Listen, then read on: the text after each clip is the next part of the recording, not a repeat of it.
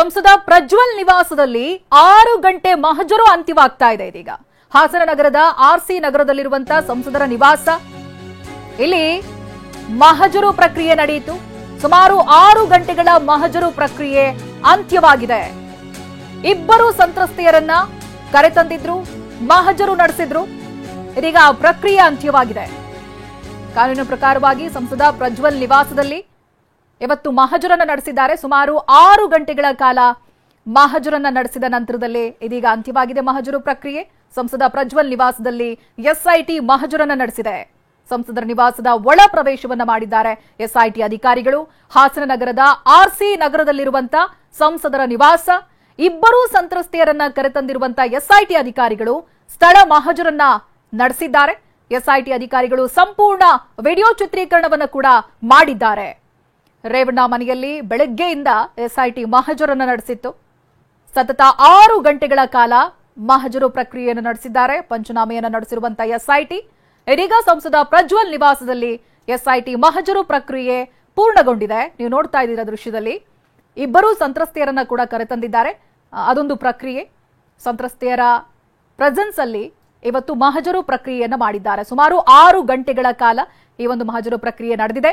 ಹಾಸನ ನಗರದ ಆರ್ಸಿ ನಗರದಲ್ಲಿರುವಂತಹ ಸಂಸದರ ನಿವಾಸ, ಇಲ್ಲಿ ಸಂತ್ರಸ್ತೆಯರನ್ನ ಕರೆತಂದಿದ್ದಾರೆ. ಇಬ್ಬರು ಸಂತ್ರಸ್ತೆಯರು ಇದಾಗಲೇ ಕಂಪ್ಲೇಂಟ್ ಅನ್ನ ಮಾಡಿರುವವರು, ನಮಗೆ ಅನ್ಯಾಯ ಆಗಿದೆ ಅಂತ ತಮ್ಮ ನೋವನ್ನ ಹೇಳ್ಕೊಂಡಿರೋರು. ಅಲ್ಲಿ ಕೇಳ್ತಾರೆ ಯಾವ ಸ್ಥಳ ಏನು ಇವೆಲ್ಲ ಮಾಹಿತಿಯನ್ನ ಸಂತ್ರಸ್ತೆಯರಲ್ಲಿ ಕೇಳ್ತಾರೆ. ಜೊತೆಗೆ ಅವರು ತೋರಿಸ್ತಾರೆ ಎಲ್ಲಿ ಅವ್ರಿಗೆ ಅನ್ಯಾಯ ಆಗಿದೆ ಆ ಸ್ಥಳವನ್ನ ತೋರಿಸ್ತಾರೆ, ಏನಾಗಿತ್ತು ಅನ್ನೋದನ್ನ ವಿವರಿಸ್ತಾರೆ. ಇವತ್ತು ಸಂತ್ರಸ್ತೆಯರನ್ನ ಕರೆತಂದು ಮಹಜರು ಪ್ರಕ್ರಿಯೆ ಏನಿದೆ ಅವನ್ನ ಮುಗಿಸಿದ್ದಾರೆ. ಸತತವಾಗಿ 6 ಗಂಟೆಗಳವರೆಗೂ ಕೂಡ ಈ ಮಹಜರು ಪ್ರಕ್ರಿಯೆ ನಡೆದಿದೆ. ಹಾಸನ ನಗರದ ಆರ್ಸಿ ನಗರದಲ್ಲಿರುವಂತಹ ಸಂಸದರ ನಿವಾಸ, ಆ ದೃಶ್ಯಗಳನ್ನ ನೀವು ನೋಡ್ತಾ ಇದ್ದೀರಾ. ಇಬ್ಬರು ಸಂತ್ರಸ್ತೆಯರ ಜೊತೆಗೆ ಬಂದಿರುವಂತಹ ಎಸ್ಐಟಿ ಅಧಿಕಾರಿಗಳು ಇವತ್ತು ಸ್ಥಳ ಮಹಜರನ್ನ ನಡೆಸಿದ್ದಾರೆ. ಜೊತೆಗೆ ಅದರ ಸಂಪೂರ್ಣ ವಿಡಿಯೋ ಚಿತ್ರೀಕರಣವನ್ನ ಕೂಡ ಮಾಡಿದ್ದಾರೆ. ನೀವು ದೃಶ್ಯದಲ್ಲಿ ನೋಡ್ತಾ ಇದ್ದೀರಲ್ಲ, ಇಂಚಿಂಚು ವಿಡಿಯೋ ಚಿತ್ರೀಕರಣವನ್ನ ಮಾಡಿದ್ದಾರೆ. ಸ್ಥಳ ಮಹಜರು ಸಂದರ್ಭದಲ್ಲಿ ಪ್ರಜ್ವಲ್ ರೇವಣ್ಣ ಮನೆಯಲ್ಲಿ ಬೆಳಗ್ಗೆಯಿಂದಲೂ ಕೂಡ ಎಸ್ಐಟಿ ಮಹಜರನ್ನ ನಡೆಸ್ತಾ ಇದೆ. ಇದು ಒಂದು ಭಾಗ. ಸಂಸದ ಪ್ರಜ್ವಲ್ ರೇವಣ್ಣ ಮನೆಯಲ್ಲಿ ಏನಾಗ್ತಾ ಇದೆ, ಜೊತೆಗೆ ಎಚ್ ಡಿ ರೇವಣ್ಣ ವಿಚಾರಕ್ಕೆ ಸಂಬಂಧಪಟ್ಟಂತೆ ಏನ್ ಡೆವಲಪ್ಮೆಂಟ್ ಆಯ್ತು ಇದು ಅನ್ನುವಂಥದ್ದು. ಇವತ್ತು ಅವರನ್ನ ವಶಕ್ಕೆ ಪಡೆಯುವಂತ ಕೆಲಸ ಆಯ್ತು ಎಚ್ ಡಿ ರೇವಣ್ಣ ಅವರ ವಿಚಾರದಲ್ಲಿ.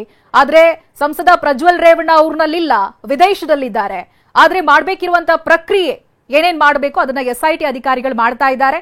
ದೂರನ್ನ ದಾಖಲಿಸಿರುವಂತಹ ಸಂತ್ರಸ್ತೆಯರ ಜೊತೆಗೆ ಬಂದು ಇವತ್ತು ಸ್ಥಳ ಮಹಜರು ಪ್ರಕ್ರಿಯೆಯನ್ನು ನಡೆಸಿದ್ರು. ಸತತವಾಗಿ 6 ಗಂಟೆಗಳ ಕಾಲ ಈ ಸ್ಥಳ ಮಹಜರು ಪ್ರಕ್ರಿಯೆ ಇತ್ತು. ಇದರ ಸಂಪೂರ್ಣ ವಿಡಿಯೋ ಚಿತ್ರೀಕರಣವನ್ನು ಕೂಡ ಮಾಡಿದ್ದಾರೆ. ಎಸ್ಐಟಿ ಅಧಿಕಾರಿಗಳ ತಂಡದ ದೃಶ್ಯವನ್ನ ನೀವು ಗಮನಿಸ್ತಾ ಇದ್ದೀರಾ. ಇದು ಪ್ರಜ್ವಲ್ ರೇವಣ್ಣ ಅವರ ನಿವಾಸ. ಇವತ್ತು ಎಚ್ ಡಿ ರೇವಣ್ಣ ಅವರನ್ನ ವಶಕ್ಕೆ ಪಡೆದಿರೋದು ದೇವೇಗೌಡರ ಮನೆಯಲ್ಲಿ, ಅದು ಬೆಂಗಳೂರಿನಲ್ಲಿ. ಎಸ್ಐಟಿ ಕಚೇರಿಗೆ ಬಂದಂತ ಆಂಬ್ಯುಲೆನ್ಸ್, ಎಸ್ಐಟಿ ಕಚೇರಿಗೆ ಆಂಬ್ಯುಲೆನ್ಸ್ ಅನ್ನ ಕರೆಸಿಕೊಳ್ಳಲಾಗಿದೆ. ಕರೆಸಿಕೊಂಡು ಇದೀಗ ವೈದ್ಯಕೀಯ ತಪಾಸಣೆಗೆ ಕರೆದುಕೊಂಡು ಹೋಗ್ತಾ ಇದ್ದಾರೆ. ನೋಡ್ತಾ ಇದ್ದೀರಾ, ಇದಾಗಲೇ ಆಂಬ್ಯುಲೆನ್ಸ್ ಅನ್ನ ಎಸ್ಐಟಿ ಕಚೇರಿಗೆ ಕರೆಸಿಕೊಳ್ಳಲಾಗಿದೆ.